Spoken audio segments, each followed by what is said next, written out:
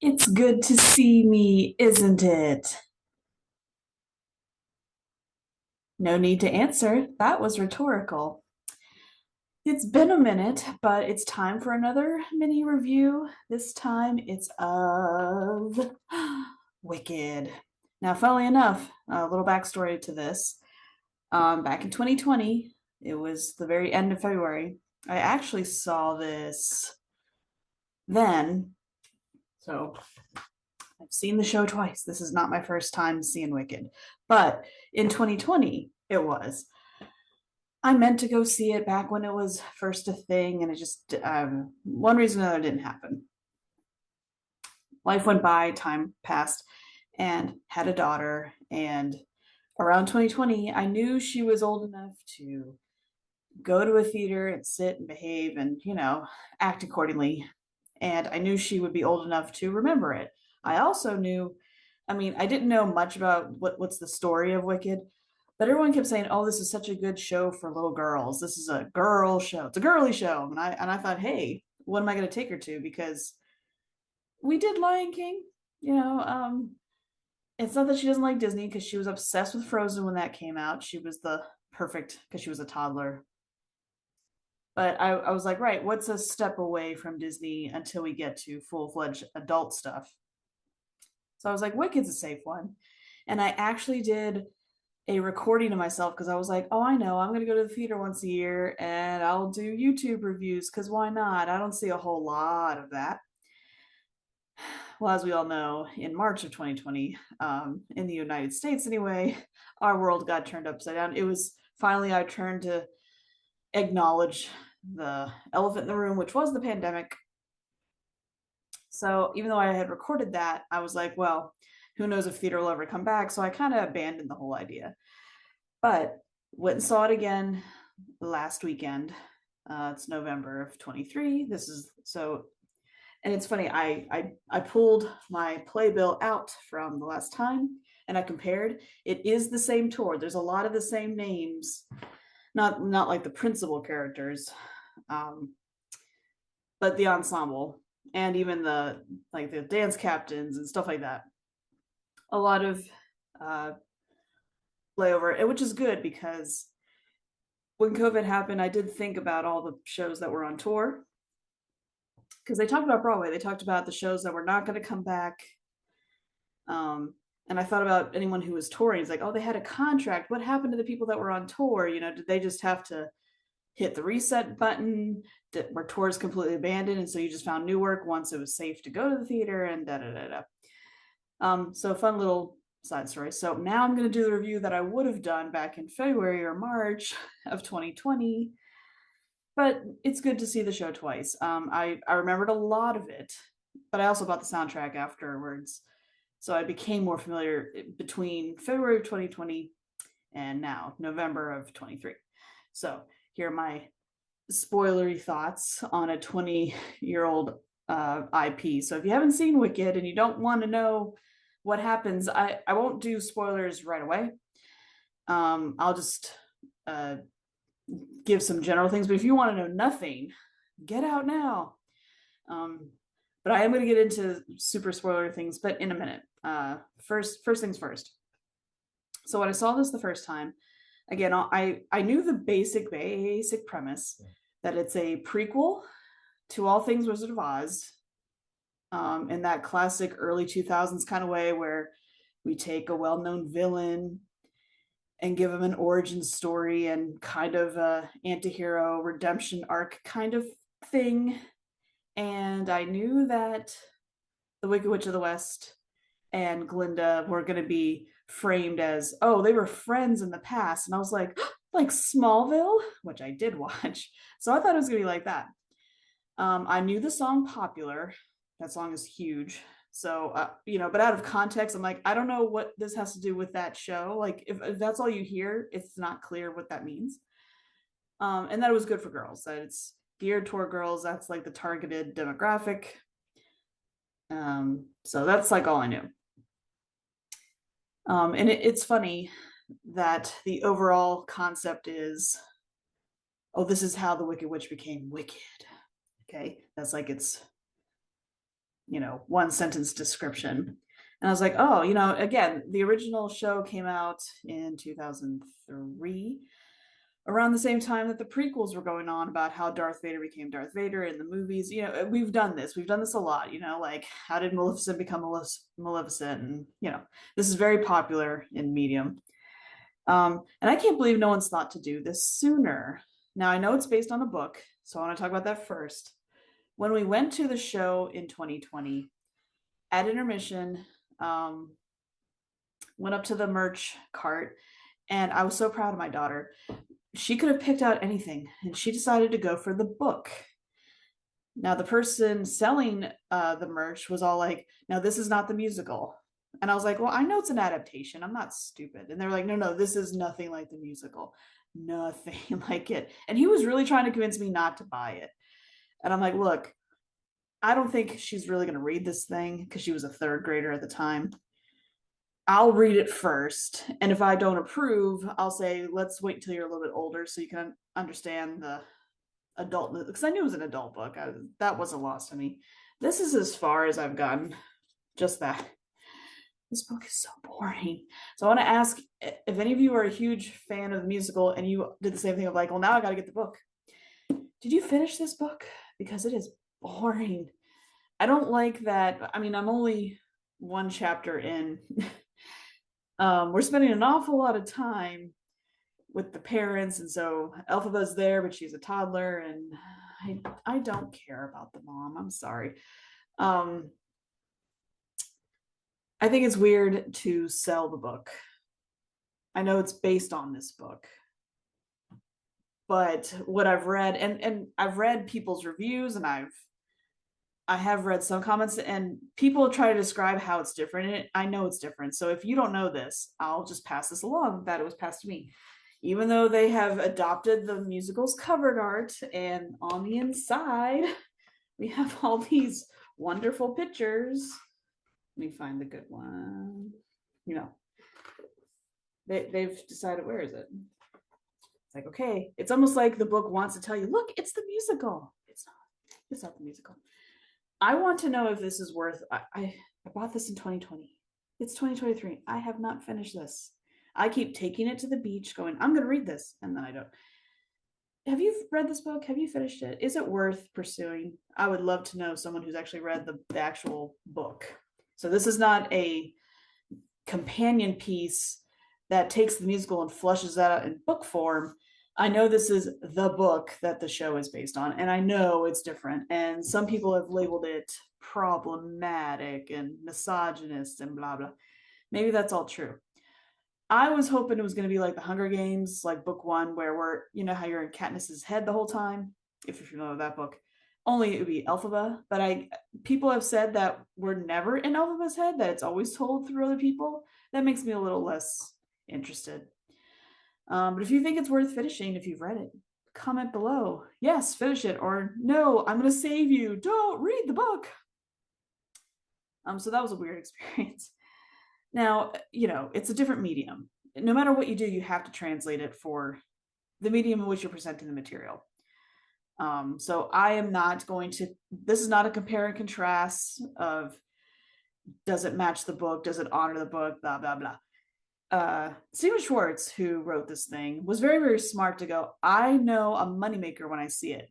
So the idea of, let's take one of the most iconic things and twist it and repackage it a little bit, show you a slightly different angle, but keep a lot of the things that we're all familiar with, because people trust things they recognize, right? The big complaint about Broadway shows right now is there's nothing original going on. It's all Disney. It's all jukeboxes. It's all on popular movies, blah, blah, blah. Like, everyone's so mad about that. Well, here's an example of it's based on an existing IP, but it's not the Wizard of Oz. The Wizard of Oz, plays into it. It's there, but it's trying very much to do its own thing, right? I think it does a fairly good job. This very much is, musical the musical. And what I mean by that is people who are not familiar with musicals, or they have a very small, narrow snapshot of like, oh, it has to be this. this probably fits the bill. It's big on spectacle. It has a nice size cast. It's got all the ingredients you can want, like very exotic costumes and lavish sets and some special effects. There's magic involved, so there's some like, ooh, I mean, it's all simple practical stage magic, but there's a nice authenticity with that. You do recognize what's going on, even though it's from a different angle and it's not Wizard of Oz the story told proper. It's adjacent to that. That's your in. People who are like, I don't know things otherwise, they can connect fairly quickly thanks to shorthand. There's a lot of shorthand going on in here. Music is catchy, you know. I do think, the poster does illustrate that it's very much about these two characters. They are our two leads. It's so nice to have a show that has two very strong female characters who kind of get equal billing, because you do have your Elphabas and you have your Glindas of the world. Like, there's a lot of people who go see the show and they cosplay, and it helps if they have a friend, because it's like, well, who's the pink one and who's the green one, right? Like, but we're all friends, we're all sisters. That's all well and good. I do enjoy the show a lot. Don't love it. I have my reservations, but I want to focus on what I think is good. So I do think it does a very good job of taking something familiar but doing its own thing. And I do appreciate just the amount of material it gives, again, to ladies. It's because we don't have like your dominant protagonist female, but then she has a sidekick who just pops in like, woo, woo, and that's it. It feels very even-handed. That's very nice. And everyone we've seen in both, I actually remember both productions very well. Very well done. Can't say anything negative about the cast in terms of performance. They brought it. It was awesome. Let's see, what else do I think is, I want to focus on what's good. It has really good commentary. I like what it wants to be about. My struggle is I don't think it lands, but we'll get to that in a second. So it's nice that it isn't just, oh, here's the tragic story of some girl, and this is how she went bad. Other stories, I think, do it much more clever than this does. It feels very surfacey, but I don't know if it's because it's aiming to be a family show, and so you can't go so deep that people are like, oh, you want me to think and be all cerebral? Oh no. So maybe that's why. Maybe they, you got to think, you got to put your 2002 2003 cap on and go, right, reacting to the times that I'm living in and what I think sells. And they're not wrong. It just celebrated its 20th anniversary. It just passed Cats. It's now the 4th longest running show on Broadway. Actually happened on my birthday. Woo.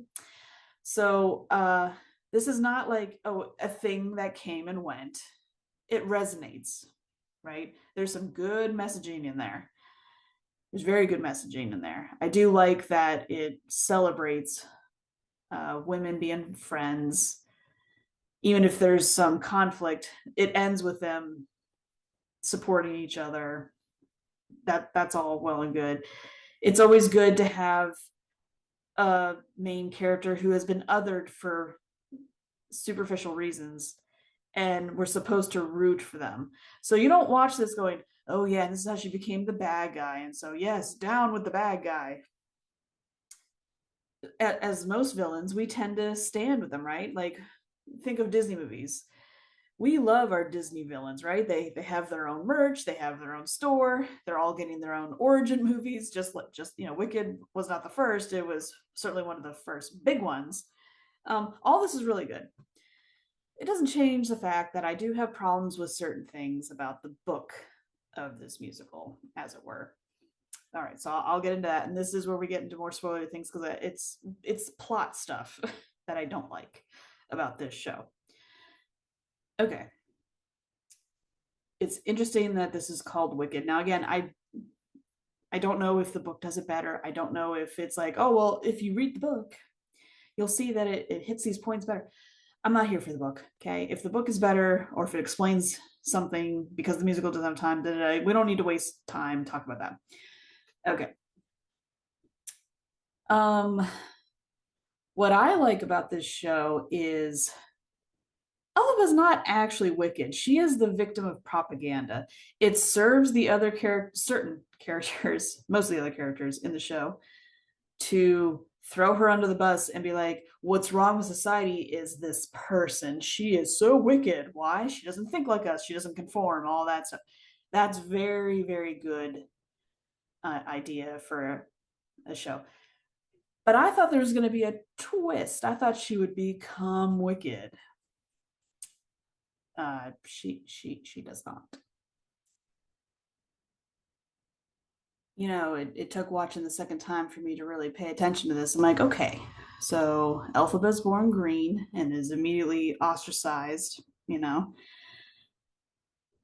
to school, the kids are like, oh my God, you're green. And so when she's emotional, little bursts of magic come out of her because that seems to be a trope with all magic folk, like Harry Potter in book one, movie one, where he gets all upset and so he makes the glass disappear and then his cousin gets trapped inside with the snake at the zoo, whatever. It's funny how all magic folk this happens to them. She has a goat professor, and when he's treated poorly, she's like, "Hey, look, an ally. We're the same. We're both being othered, and so that's commendable." When he gets fired, she rescues the cub, and again, temporarily puts a hex or whatever on our classmates. But they don't stay in that state as far as we know. They don't tell us, but as far as we know, it's not like she kills anybody. She gets invited to the Emerald City and she meets the wizard who she's, like her I Want song is, oh, I'm going to meet him and he's going to solve all my problems. Little does she know, because, she's naive still. She trusts the system. Foolish girl. But she meets the wizard and, life lesson, never meet your heroes because they're not what you think they are. He's the one behind the animals being suppressed. And so she flees because he's told her everything, which was stupid. And so she's on the run. And she spends the act two on the run, and she tries to visit her sister. She gives her the ability to walk, who did not have the ability to walk before. It's Nessa, her sister, who tries to use the mystical book to force Bach to stay with her, and she accidentally destroys his heart. And so Elphaba tries to fix him, but she turns him to tin, but like oopsie daisy kind of way. But that's her trying to save him. That's not a wicked deed. That's that's not what happens. Nessa Rose is the one. And then let's see, she decides to go back to the Emerald City to release the monkeys, and Fiyero at first pretends to capture her, but then he runs off with her, and then she confronts Glinda. Now in Act 2, they do the Wizard of Oz like rapid fire. Dorothy technically is in this story, but we never see her. It's just implied that she's there, and so Elphaba's mad that Glinda gave her Nessa's shoes. Like, how dare you? And they don't explain why she does this, and so she does kidnap Dorothy. But then, the thing that's supposed to happen happens, and Dorothy throws the water on her and she dies. And then, oh, twist, here's the real mother spoiler. She's not dead. Out of the clear blue, Fiyero shows up. But he's the Scarecrow now because she tried to cast another spell to keep him from being killed, and it accidentally turns him into the Scarecrow, and they run off together. I don't see what she does that's so wicked. All I see is all the other characters plotting and scheming and trying to paint her in a certain light so that it's deflecting attention off of them. Like, don't look at me. Look over there. She's the evil one. I'm the victim, or I'm the good guy. So she doesn't actually go evil, even though she has a song that says "No good deed," and she talks about how fine, you want me to be wicked, I'll be wicked, but she still doesn't do anything awful. I mean, yeah, she kidnaps Dorothy, but she doesn't do anything to her. So like,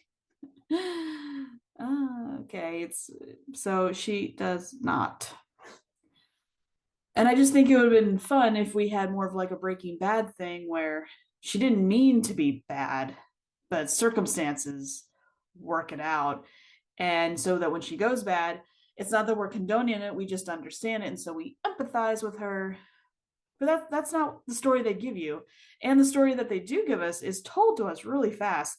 They're trying to juggle a lot of plates, and I think they could drop a couple.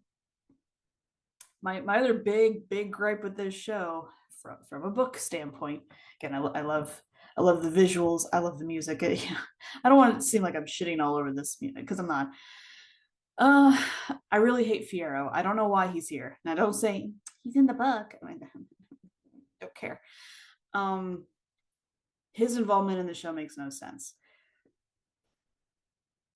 because Elphaba and Glinda are first presented as, oh, we're not going to see eye to eye because we come from different lifestyles. You know, Glinda is from a world of privilege and she's pretty and she's popular, and Elphaba is different looking, so she's been othered and she's been ostracized and all this stuff. And they're forced to room together and just they have to coexist. So that was already their struggle. They didn't need the whole let's fight over a boy. They waste a portion of this musical fighting over the boy. I can't stand that. Why? Oh, why do we have to have two females fighting over a guy? That's not all we do, men. I don't know if that's in the book. I could do without. It's just really tired because the show wants to have it both ways. It wants you to root for them as friends because they do land in a place of friendship. They are friends largely, but I think this weird Fiyero detour is stupid, and we could just cut the whole thing. I don't mean to cut a juicy part for a male actor. I just he doesn't need to be here. That's always fun. The other so that's like three things. So I also take umbrage with let's force the Wizard of Oz. I thought this was solely a prequel, that we were only going to see everything that happened before the Wizard of Oz. I know the show opens with good news, she's dead, she's been vanquished, but I didn't think we were going to include all that. Um, there's nothing wrong with homage to the movie, especially, but also I did read the original Wizard of Oz, the book, like the original Frank L. Baum book, but I don't remember it. I know it's very different from the classic 1939 movie that we all know and mostly cherish. But it rips off the movie too because she's the witch is not green in the book. She's barely in the book, actually. She's not a major character. So I know it's also heavily borrowing from the movie, and there's nothing wrong with that. But I like little things like when she goes back to visit her sister, and her sister's like, "What are you doing here?" And she goes, "Well, there's no place like home." Haha, I see what you did there. Very funny. I actually like that. That's fine.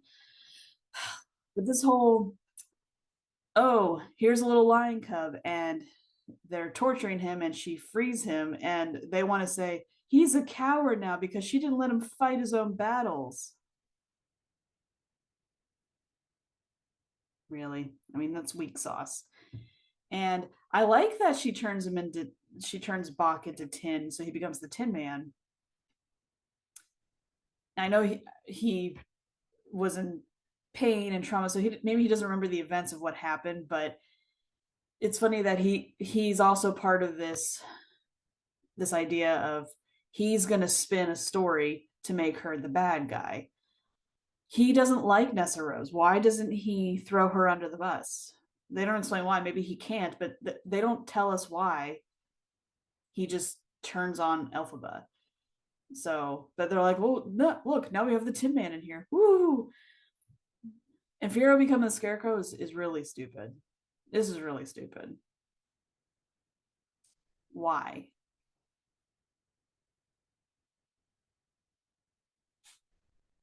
Unless there's two Scarecrows, but I don't see why there would be. you can't watch this and the movie or even read the book because the Scarecrow is Dorothy's friend. And when Dorothy leaves, he becomes like the king of Emerald City or something like that because the wizard's gone.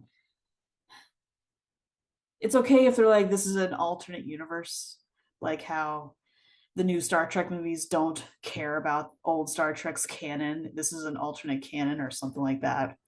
Don't you love all the references I'm pulling? But so many things in media are doing similar things. That's fine. I just think it's kind of weak because I think this is a way for them to go, hey, look, it's that thing, it's like, right. But all you have to say is it's a prequel to Wizard of Oz and we're on board, because we're like, right, we're in Oz. I recognize Glinda. She's in her bubble. I get that. You have Munchkins, check.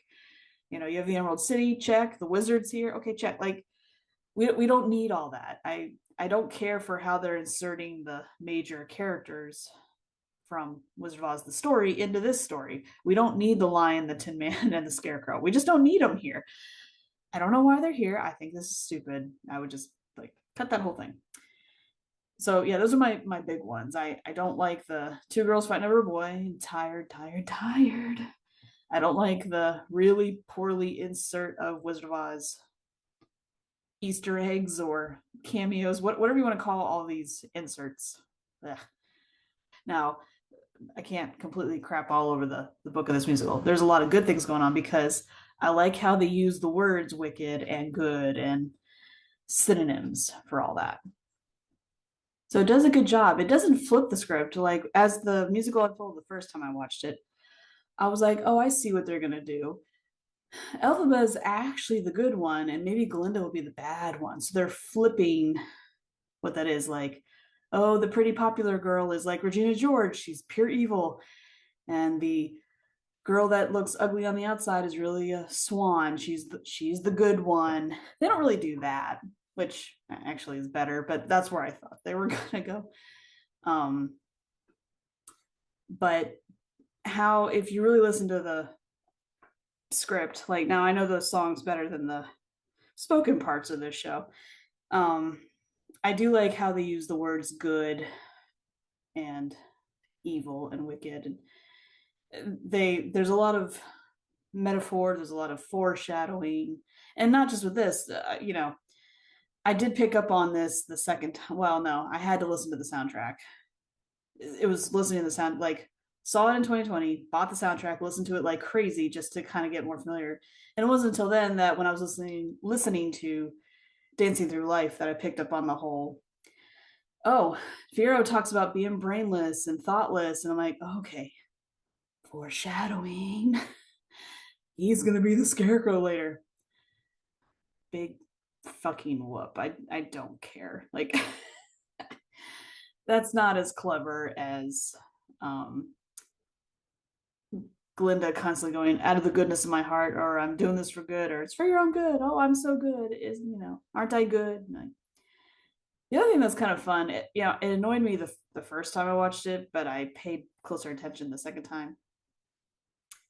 I'm sure this is in the book. I'm sure it is. Not all the characters do this. At first I thought it was a Glinda thing. I was like, maybe this has something to do with where she comes from in the land of Oz. I think she says where she's from. The book probably says. Don't doesn't matter.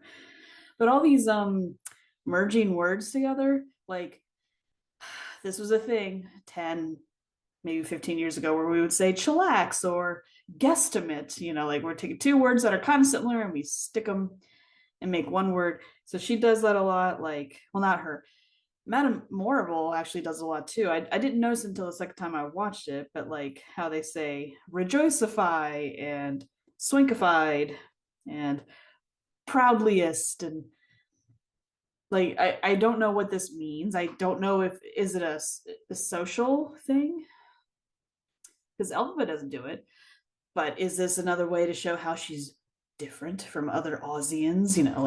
Does all of Oz do this?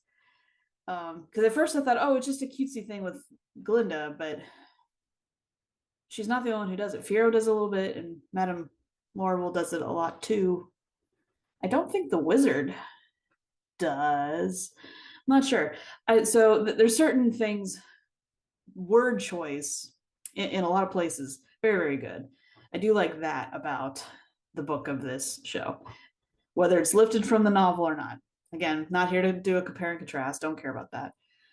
I just remembered. I was losing my train of thought. There is something else. Okay, so they really gloss over Elphaba's early years in the show, unlike the book. Okay, it's the only thing I can compare. So the musical opens with Glinda. She's like our narrator. So she does a quick, oh, well, she was born and she was different. And oh, so we get a very tiny backstory before their time at school. The story proper really starts when they go their first day of. I don't know what kind of school this is. I don't know if they're supposed to be in college or if they're younger than this. That part's not clear. All the way to the events of her Elphaba's melting, supposed melting. Um, so they do a flashback, and her parents are in the back. It's not that they're silhouetted because you can see them, but they carefully hide. Well, you see her dad goes off, and then this mysterious man in green appears, and he says to her, "Oh, let's drink this green elixir, and we'll have ourselves a little mixer or something." That's not verbatim. That's just close. Um, and then later, this is so clumsily done. This little green bottle appears a couple times. So the first night that Glinda and Elphaba bond, Glinda asks about it. And so we hear that her mom died and it's the only thing she has of hers. But she's like, oh, it was my mom's. Why would your mom keep this? It turned her baby green, as we come to find out. So I don't know why you're keeping that. And then later, the wizard has a little green bottle and he offers it to Glinda. And I think some more time goes by because when Glinda is melted, the only thing that's left is her hat and the little green bottle because Glinda's hiding behind the scenes. So she comes out and she retrieves those items. And she confronts the wizard and she's like, I've seen this bottle before. And we're supposed to be remembering this too. I didn't all the way catch it the first time I watched this show. So I'm like, I think what the show is trying to say is that the wizard is Elphaba's father. I think. I hope that's not true because that's really lazy. I really have a problem with that. I'm like, why does the wizard have to be Elphaba's father? Please don't say it's part of the book. I was under the impression that he just fed her this green elixir and it turned her baby green. But I have the little bit I've gotten in here. Her Elphaba's mom has no problem having affairs. I think plural. Turtle Heart or whatever. He's with them. I've gotten that far where I'm not sure what he's supposed to be. He's with them. That's where I am in the book. I don't know. Also, it kind of comes across as date rapey. Like it's so short. I can't tell from the staging if she has a consensual affair with this man or if he just comes calling and he's like, hey, you want to drink this and have a good time? And she's thinking, woo, I'm going to get so drunk. But maybe it really does something else to her. I don't know. It reads a little date rape. Either way, it's the reason Elphaba's green. Okay. I guess you have to explain why would she turn green, like what has to happen. I just don't know how I feel about it being a date rape thing. And then the very person who created her is the one who's now going, oh no, she's gonna unravel my dastardly plan. We gotta do away with her. And that's the other thing. The plan is not very clear. Like, he wants to suppress animal speech, but they don't say why. It's not like it's ever said, oh, the animals they're gathering in small groups and they're gonna overtake, I don't know if we should call them humans, but the non-animal beings of Oz. I don't know, like it's not explained why we're going to suppress them. Now maybe it's like, well, they don't need a reason because there's real world allegory going on of there's plenty of people who've been oppressed and there was no real good reason. Maybe that's commentary on that, which is fine. It's just in a narrative, it's so hard to see the villain as villainous if they don't have their. Now, I'm not saying he had to do the typical villain thing where Elphaba comes and he does his villain monologue of like, this is why I'm going to take over Oz. I'm going to have all these scouts go out and find all the animals. I'm like, okay, say you do all that. What really changes? It's just so sloppy. So because they have all these subplots going on, I think the musical as a whole suffers story wise because we don't need the forced fake love triangle that really kind of isn't even there with Fiyero. We don't need to waste time going, and this is how the Cowardly Lion became himself. This is how the Tin Man became the Tin Man. This is how Scarecrow, because that doesn't even make sense because of where they take the story. And I gotta say, I don't like that Elphaba doesn't die in the end. I know we're rooting for her and she's our girl and woo. It's just, if their commentary is, look at how someone can be torn down by propaganda, someone who's not inherently evil, because we got to blame somebody. It's all about who do we blame. It would be more impactful if because throughout the show Glinda does have an arc and she goes along with this big plan, but you can see that she has an internal struggle. She doesn't really want to go along with the plan because she likes Elphaba. And at the end, she definitely is like, I'm not going to clear her name because she's asked me not to, but I'm going to be better because I know the truth, and we can be better because she's the one who banishes the wizard and Madame Marvel, so she's going to be the leader of Oz and encourage everyone to be better so that this doesn't happen again. That's all well and good. But then it's revealed that Elphaba's not dead. Like, our plan worked. When did you have time to make this plan? Everything feels like it happened very randomly. Like, she shows up in Munchkinland to confront Glinda, and then Fiyero shows up and he holds Glinda up at gunpoint. And so Elphaba flees, and then they take him prisoner, and she, in a state of panic, casts a spell going, oh, hopefully this will save him. And she doesn't know what she's done to him, but instead of preventing death, she transforms him into the Scarecrow. When do they have time to plan to fake her death? Like, that kind of just happens. I think it would have been more meaningful if she did die, and you still do everything you do. Glinda's still in the background, and she's got her whole look at what our scheming has done. She technically was never wicked. It's our fault she's dead. She didn't have to live this life. Maybe if we weren't so shitty to her, she could have been an ally. Maybe she would have gotten on board with this if we didn't treat her differently, if we didn't treat the animals differently. Like, there's all this other stuff they could have done that she's probably, Glinda, is self-realizing. It would be more meaningful, like Romeo and Juliet. They had to die so that their families could see that, wow, we took our feuding to a very unhealthy level because now we've lost our children. This could have had the same. Now, I understand it's a musical. Musicals, to some people, are just glittery and fluff and all style and no substance. And I know people have lobbed this against Wicked. They have said it's all style and no substance. It's just a piece of fluff. I don't think that's true. I think it has very poignant things to say. I just don't know if it says it well. Now, I'm not comfortable talking on these points in depth. I am make sure I get my terms right. I am a cis, straight, white woman. So I don't want to speak for groups that I'm not a part of because that's not cool. People like to bring up that Fiyero is supposed to be a person of color because he is in the book. I guess that's important to the plot. But it's funny how most Fiyeros are being portrayed on stage by white guys, and that's a problem. There's a lot of queer coding going on with this show that people are like, oh yeah, Wicked is super gay. And at first I thought, oh sure, because Elphaba's a character who has a piece of herself that she is being ostracized for, and she wants to change. She's like, oh, why can't I just not be green? She says that in her I Want song. She literally comes out of a closet to talk to her sister.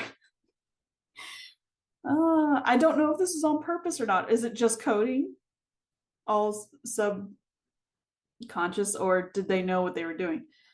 Those would have been much more interesting stories. I think instead of having Fiyero in there, have it be a queer story. Have Elphaba and Glinda have a meaningful They go from a I hate you, I love you, like all rom-com type things do, where you have two characters who meet each other and they hate each other instantly, but over time they're attracted to each other and they form a bond and they get a connection, they grow close, they become meaningful to each other.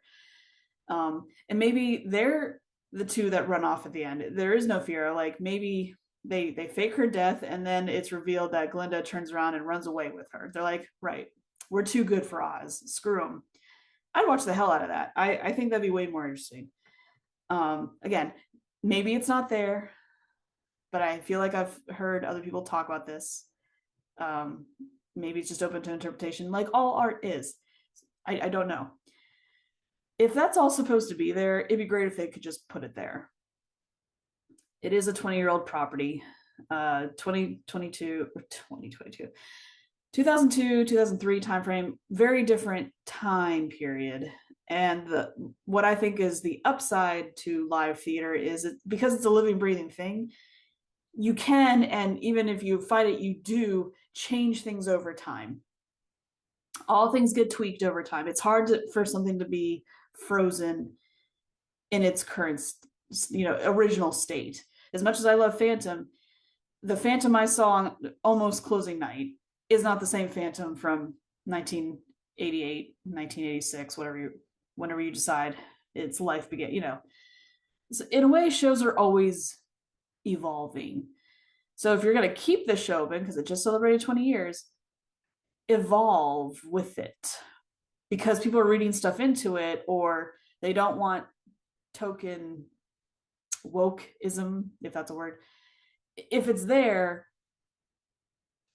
do something with it. Even if it's not there, because people are reading into that, maybe go through a period where that's the version that you put out there.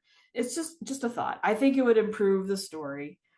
But I do think it has a lot going for it. There's a lot of great beginnings of an idea. It just doesn't land. It doesn't change the fact that I still think it's good. I know I spent a lot of time here going, oh, this sucks and this sucks. But the songs are fun. And I think both Glinda and Elphaba would be dream roles. I don't know how many women could possibly play both. I don't know if any, I meant to research this. Is this the kind of role where you could toggle between the two? Because like in Phantom, a lot of men have played Raoul and the Phantom. In Les Mis, a lot of men have played Valjean and Javert. Like, is Wicked one of these kind of shows? I think they're different registers, right? Elphaba is an alto, Glinda's a soprano, or maybe I'm wrong there. I don't have the ear to really pick that up musically. They're nice meaty roles. There's a lot you can do. It's a crowd pleasing show. Like you walk out feeling pretty good, and so it's got a lot going for it. A lot of good stuff. I enjoyed both performances that I saw. A lot of the ensemble was the same person. That really tickles me to death. The second time we saw it, we did see the understudy Elphaba. So I didn't see, let me pull up my handy dandy like I always do. Here's who was there. Let's see.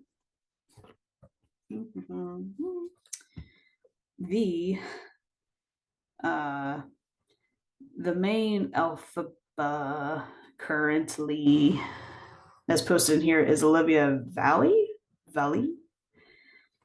And we saw Laurel Harris. Very funny. She was so funny. Enjoyed her immensely. Celia Hottenstein. Oh God, I'm gonna put that here because I don't know. Very, very funny. I did enjoy the first time I saw it, and I could look up their names, but since they're different people, I can't comment too much on that. It was largely the same experience both times in terms of what I got, like this really good energy. The casts are solid, so had a blast. I do recommend it. So if you're looking for recommendations, like, oh, should I see Wicked? I say give it a chance. It may not be your cup of tea. A good way to test any of these shows, that I should have mentioned in other reviews. I like going into a show if I can, knowing almost nothing, because then I feel like I'm not sitting there waiting for a thing to happen, and then when it happens, it's not the way I want it, and so I get a little like, oh, that's not how I want it. That's a weird tick I have. But maybe before you drop what you are being asked to drop on these tickets, maybe it's not a bad idea to pre-listen to some things just to make sure from a genre standpoint that it's your kind of thing. I say if you're at least somewhat cool with The Wizard of Oz and you like origin stories, you like, you know, world building kind of stories, this is definitely a lot better than a lot of other things that have tried the same technique because we've been inundated with it a lot since 2003. This is definitely one of the better ones. It's not flawless, but it, you know, what are you looking for in your entertainment? If you just want some fun escapism, and it's not, because I don't think this is all fluff. I would not call this like empty calories. There is stuff going on in there. I just don't think they stick the landing is all. But I would definitely recommend it. I think the costumes are gorgeous and the choreography is great and the stage magic. um, I love practical stuff. It's all done so practical, but I love it. I eat that up. I'm all about things that are purely part of the theatrical experience. Like you can't get this from a movie or a streaming show or whatever. Like it's uniquely a theater thing. If you want a uniquely theater experience, this is not a bad show to do that with. So I would encourage you to go. It's currently touring right now. I don't know how long the tour is, but you can go to Wicked's official website to find that out if you're nowhere near New York, but it's still playing in New York, has not changed venues or anything. So if you can go to New York and you're looking for something, chances are you could probably go see this because it's just a staple legacy show at this point. Can't recommend it enough, but those are my exhausted thoughts on this show. Yeah. So until next time, that's it for now. Thanks for watching.